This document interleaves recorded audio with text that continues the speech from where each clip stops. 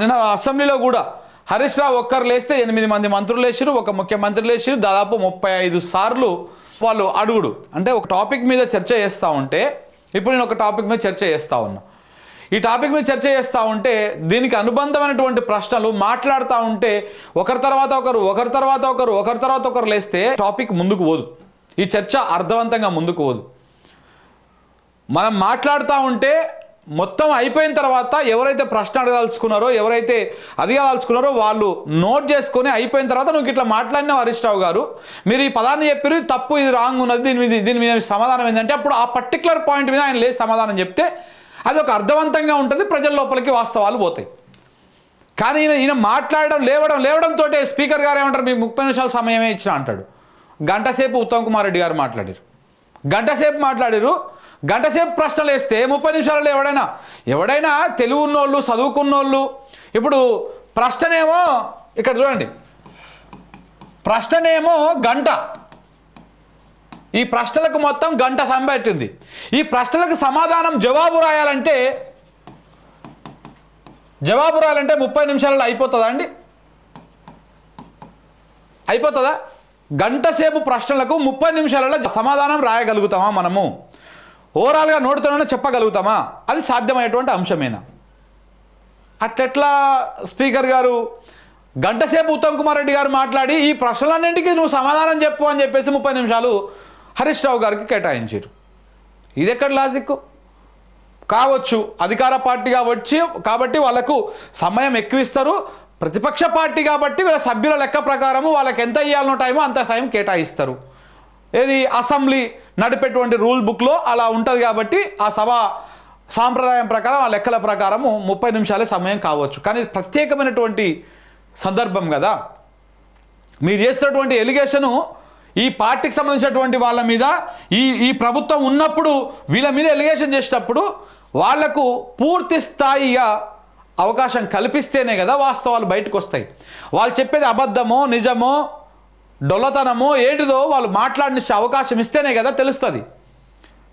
మనం అనుకుంటాం మనం చాలా తెలివిమంతులము, ఏవేవో తీసుకొచ్చినాము అని, కానీ ఎప్పుడైనా సరే అవతలి వ్యక్తి మాట్లాడుతూ ఉంటేనే వాళ్ళ ఆ మాటల్లోనే తెలిసిపోతుంది. ఒకవేళ కనుక బీఆర్ఎస్ వాళ్ళు తప్పే చేసిరు, కాళేశ్వరంలో అవినీతి చేసిరు, కాళేశ్వరం కట్టడంలో తప్పే జరిగిందని చెప్పేసి అనుకుంటే వాళ్ళు మాట్లాడుతుంటే ఆ మాటల్లోనే తేలిపోతుంది.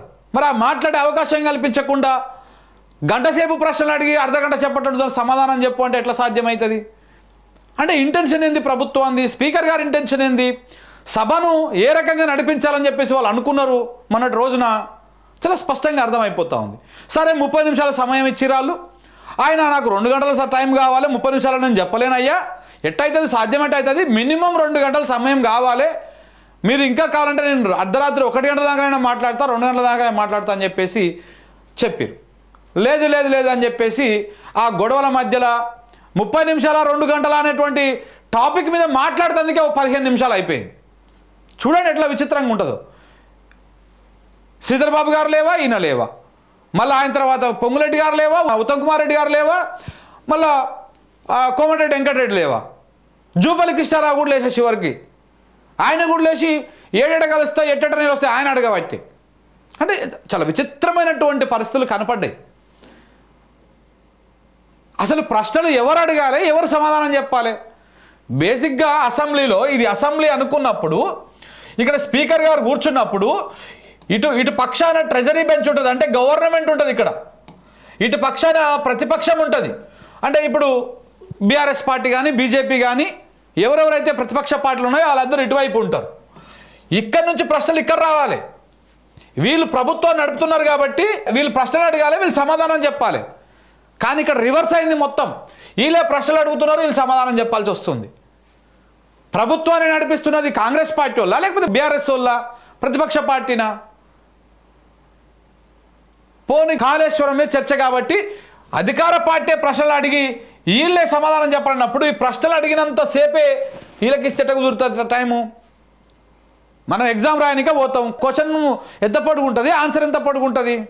క్వశ్చన్ ఏమో గిట్లా ఉంటుంది, ఇక్కడ క్వశ్చన్ పెట్టేసి ఈ సింగిల్ లైన్ ఒకటి ఉంటుంది అంతే. క్వశ్చన్ ఇది క్వశ్చన్, ఆన్సర్ ఎంత ఉండాలి అప్పుడు? ఆన్సర్ వచ్చేసి ఇట్లా ఉండాలి, ఇది ఆన్సర్. ఇంత పెద్దగా ఉంటుంది ఆన్సర్. ఇది రాయడానికి సేమ్ సమయం సరిపోతుందా? అంతే సమయంలో రాసేస్తారా? అవుతుందా? సాధ్యం అవుతుందా? కాదు కదా. ఈ చిన్న పాయింట్ని వదిలేసి మొత్తం చర్చ అంతా కూడా డైవర్ట్ చేసి పడేసారు. సరే, ఆయనకు 30 నిమిషాలు ఇచ్చారు, ఆయన అర్ధ గంటలో 30 నిమిషాల్లో క్లోజ్ చేస్తాడు. మినిమం 1 గంట ఇవ్వండి సార్ లాస్ట్కు అని అన్నాడు. అది క్లోజ్ చేస్తాడు. ఆ లోపల 8 మంది మంత్రులు వేస్తారండి ఒకరి తర్వాత ఒకరు. ఇప్పుడు అట్లా కూడా ఒక మినిస్టర్ గారు లేచి మాట్లాడిర్రు. తర్వాత ఎవరు మాట్లాడాలి? హరీష్ రావు ప్రతిపక్షం నుంచి మాట్లాడుతుంటారు, హరీష్ రావు మాట్లాడాలి. కానీ ఈ మినిస్టర్ గారు కూర్చోగానే ఇంకొక మినిస్టర్ లేస్తాడు, ఈయన కూర్చోగానే ఇంకొక ఆయన లేస్తాడు.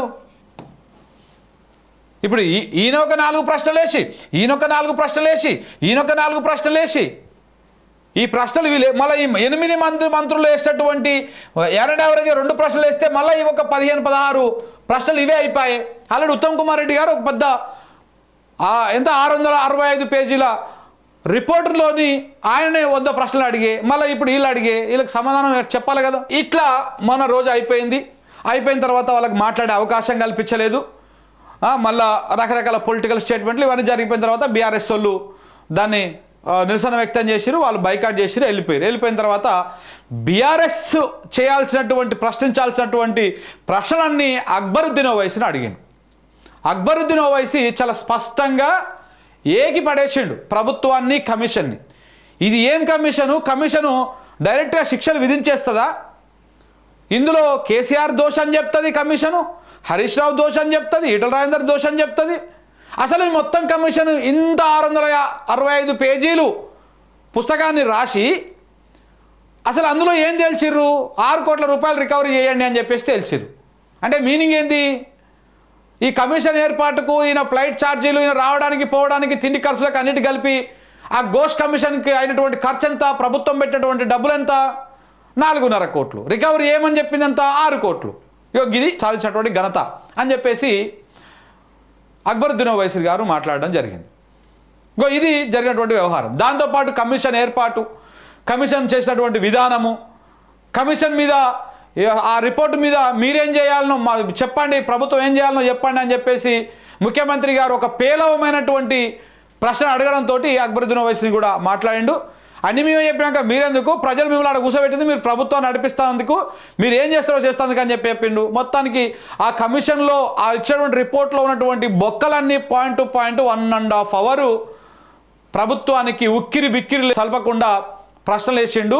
ఆ రిపోర్ట్ మొత్తాన్ని జల్లడబట్టిండు అక్బరుద్దీన్ ఓవైసీ. చాలా స్పష్టంగా ఉన్నది, మన ఛానల్లో కూడా 1.5 అవర్ అది కావాలంటే దాన్ని మీరు చూడొచ్చు. సో కాబట్టి మొన్న ఇది అయిపోయింది.